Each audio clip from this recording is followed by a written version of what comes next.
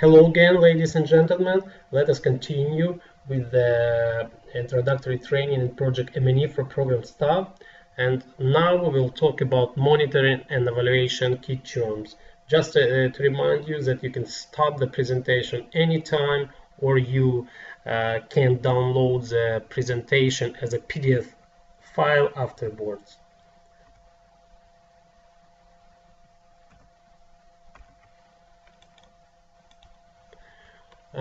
Key terms used: monitoring, evaluation, review. Monitoring is a continuous process of collecting and analyzing data to compare how well a project, program, or policy is being implemented against expected results. Sometimes it's called process evaluation. Evaluation: the systematic and objective assessment of an ongoing or completed project, program, or policy, its design, implementation, and results. Review: an assessment of the performance of an intervention periodically or on an ad hoc basis. Reviews are usually less comprehensive and or in-depth than evaluations. So basically we have monitoring, which help us to say whether we are on track. We have evaluation, which asks the question, so what is the outcome of our movement? And review is somewhere between monitoring and evaluation. Important to remember that good monitoring provides a foundation for good evaluation. Monitoring and evaluation. Monitoring keeps track of daily activities on a continuous basis, accepts policy, rules, strategy, looks at production of outputs, results, outcomes, focuses on transformation of inputs into outputs, concentrates on planned project elements, reports on implementation progress. Evaluation periodically examines project relevance, performance, and impact. Questions pertinence of policies, procedures, strategies. Examines progress towards objectives, achievements, and asks if objectives are still appropriate or adequate. Focuses on transformation of outputs to outcomes and outcomes to impact. Assesses planned elements and looks for unplanned change. Searches for causes, challenges, and assumptions, and sustainability. Checks on progress and seeks to identify lessons learned. Monitoring and evaluations in terms of things we are going to monitor or evaluate. Monitor, as we said, it's a process evaluation which aims to monitor inputs and outputs. We usually monitor all inputs, which can be resources, staff, money, material, facilities, supplies, training. We usually monitor most outputs, which are about non-food item availability, trained staff, new services, knowledge of city legislation. Outcomes: we usually evaluate effectiveness only some outcomes, which are change in behavior, change institutional performance, legal framework, increase in support, and we usually evaluate only some few impact, which are long-term effects, which are changes in regular migration trends, level of discrimination, social norms, economic impact. Main evaluation type: there are two types of evaluation, according to objectives and according to timing.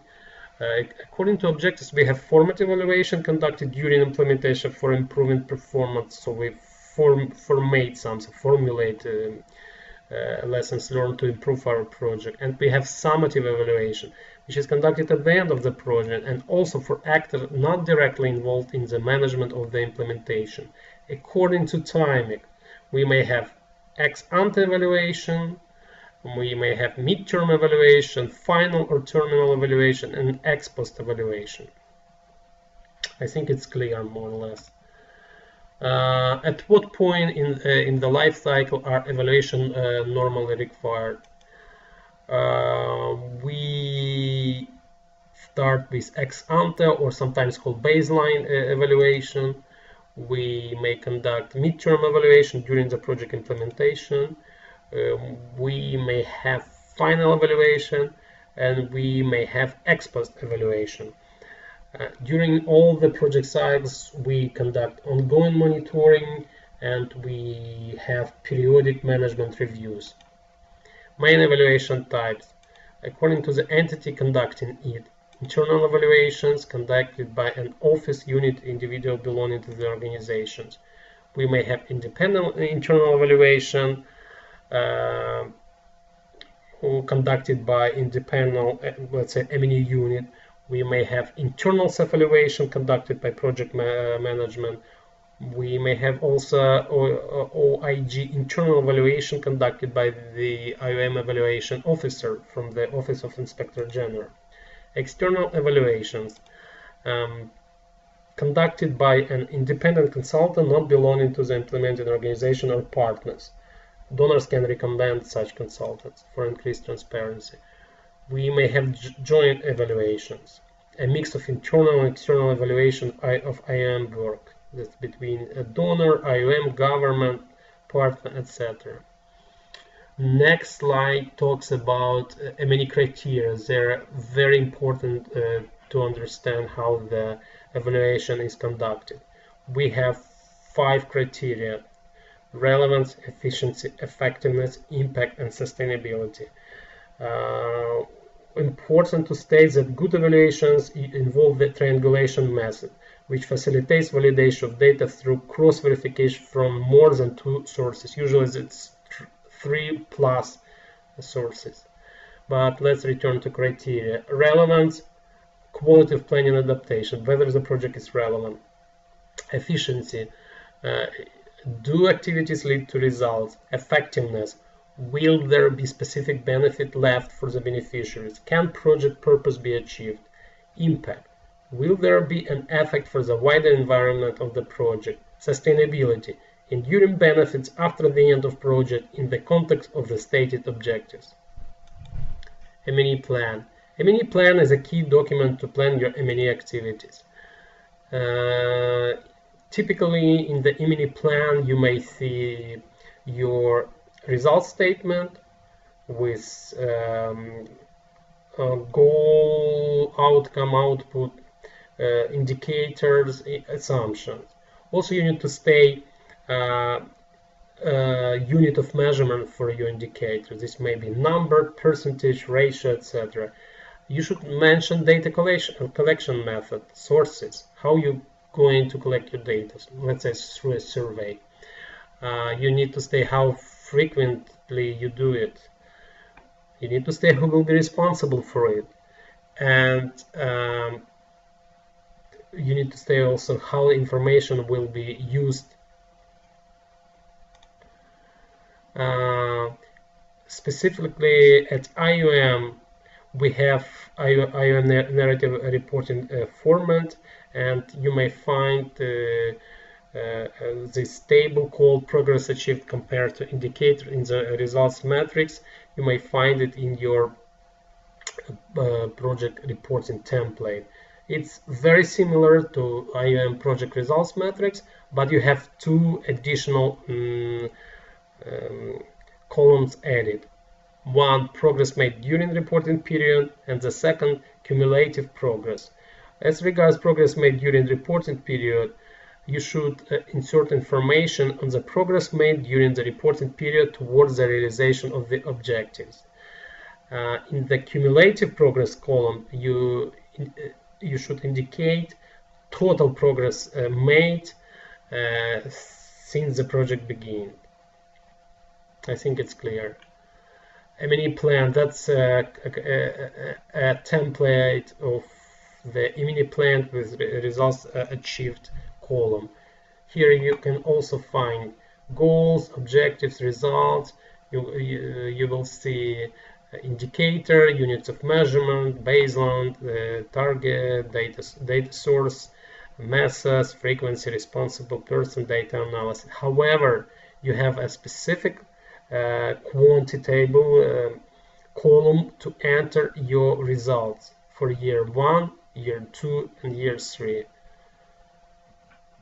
and then compare it with the target you planned. That's just an example of another M&E plan which can be required by your donor. Now we are moving to another important topic that concerns the learning or training events assessment, evaluation of learning events. The evaluation of learning events is based on Donald Kirkpatrick's evaluation model and involves usually 4+1 level. Level 1 reaction, level 2 learning, level 3 behavior, training transfer, level 4 results, level 5 return on investment. At first level reaction, we ask the question, did the participants like the training? What do they plan to do with what they learned? This can be done through event satisfaction score. At level 2, we measure the learning change. What skills, knowledge, or attitudes changes after training, by how much? This can be done, for example, through pre-post testing. At levels 3 and 4, we ask the following question. At level 3, behavior training transfer. Did the participant change their behavior on the job based on what they learned? At level 4, we ask about results. Did the change in behavior positively affect the organization? These two levels can be measured through behavior results evaluation. Sometimes we can conduct level 5 return on investment evaluation, with the main question being what the training was the cost. For all learning events, training events, we recommend to conduct a learning evaluation. This can be done, as we mentioned it before, through learning event feedback form, assesses satisfaction with the training event, with content, materials, trainers, pre-post testing, assesses participants' knowledge at the start and at the end of training, retrospective pre-post self-assessment, recommended for small-scale training events, training impact evaluation, assesses training impact on participants' behavior and work results. This project management monthly report, it's a key internal monitoring tools to measure the the progress of your project on monthly basis. Please do not forget to fill it out in a timely manner. It's self-explanatory, and you can ask your manager to give you a template. Some tools we use at IOM. We can conduct a survey, focus groups, interviews. We can conduct self-evaluation, pre-post testing, social return on investment. We can conduct project reviews, post-distribution monitoring. We have learning event feedback forms, and we also can use so-called Regional Office Vienna M&E Toolkit. Speaking about the M&E Toolkit, it's a toolkit for conducting evaluations based on the European Union result-oriented monitoring approach and used for conducted evaluations. It's a pack of documents with methodology ready, with questions ready. You just need to adapt some questions, and there is clear framework how to measure the achievement of project results. Again, you can ask this tool from your manager when it's necessary. M&E data collection, just few things. We have a number of tools used, and they're used depending on needs. Please remember that basic statistics is very easy to collect. M&E data collection must be participatory. Speaking of project statistics, this can be number of beneficiaries, disaggregated by gender, vulnerability, age. You can also collect number of consultations provided, number of services provided, number of publications provided. Website traffic is very interesting to measure, at the beginning of the project and at the end of the project or other intervention. You may measure media appearances and many other important things. So in terms of specific tools, we use focus groups, interviews, observation, surveys, document reviews, case studies. As regards choosing data collection methodology, whatever the methodology for collecting data is used, it should produce reliable data. Data must be valid. So the method provides a reasonable basis for conclusion about the evaluation question. Data must be reliable. The measurement procedure yields the same results if applied repeatedly. Triangulation approach should be used as well. We mentioned before that it means applying the same measurement procedure to 3 or more different sources to obtain data that can be compared for similarity. One of the most commonly used techniques for determining the reliability of data. What we have, this is our M&E resources. We have IOM project handbook, we have IOM evaluation guidelines, and we have handbook on performance indicators for counter trafficking projects. M&E resources IOM Ukraine. Here locally we have developed IOM Ukraine monitoring evaluation guidelines. We have M&E mechanism on Migration Health Department. We also participated in development of the glossary on M&E terms, together with led by Ukrainian Evaluation Association. Few words about the M&E unit. A broad M&E framework for each project is developed, reviewed by M&E specialists in close cooperation with project managers. All subcontracted parties are obliged to adhere to IOM M&E guidelines to the extent possible and as their capacity allows for, which is monitored by project managers and job partners with support of M&E specialists. In 2015, we conducted M&E framework assessment and developed a few recommendations. So let me mention some of them. Projects should aim to have quality M&E frameworks. We have to have funds budgeted and human resources budgeted. We have to plan our M&E activities while developing projects. Quality log frame and M&E plans are the basis for quality project. The implemented project should be evaluated if feasible. So basically saying all projects should have at least some kind of evaluation.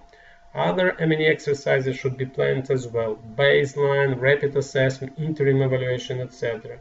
Training events should be assessed, including study visits. It's very important to assess study visits. This can be done through feedback forms, pre-post testing, implementation plans, impact and results evaluations. Thematic evaluation should be regularly conducted, particularly for IOM programs and specific areas of activities. So don't forget about thematic evaluation, which goes beyond individual projects. It's about evaluating the work of units and departments.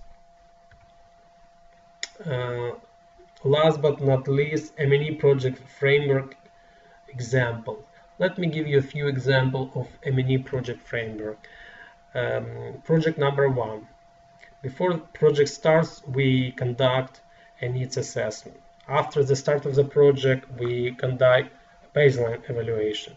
During the project implementation, we monitor the project through steering committee meetings, beneficiary situation monitoring, internal, external reporting.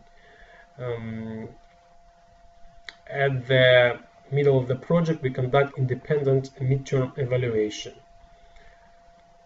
At the end of projects, we conduct independent final evaluations. Basically meaning that we will invite an external party to evaluate the implemented project. This is done through beneficiary satisfaction surveys, market impact assessment, emergency assistance project. IAM project number 2 starts with rapid needs assessment. After the project starts, we conduct baseline evaluation. During the project implementation, we have project monitoring, which is done through steering committee meetings, training feedback forms, pre-post testing, field visit, internal and external reporting. We also plan an internal midterm review. Basically, this will be done by the project staff. At the end of project, we conduct internal final evaluation. This can be done by the M&E unit through stakeholder satisfaction surveys, national survey on the project topic. IAM project number 3 proposes the following things. During the project implementation, we monitor the implementation of our project. This is done through coordination meetings, training feedback forms, study visit reports. We also have a complaints hotline where our clients can call us and complain or ask questions. We also have internal and external reporting framework. At the end of the project, we conduct final evaluation. And in 2 years after the end of the project, we conduct impact evaluation. Acknowledgements. Let me say a few words on people who did this wonderful work.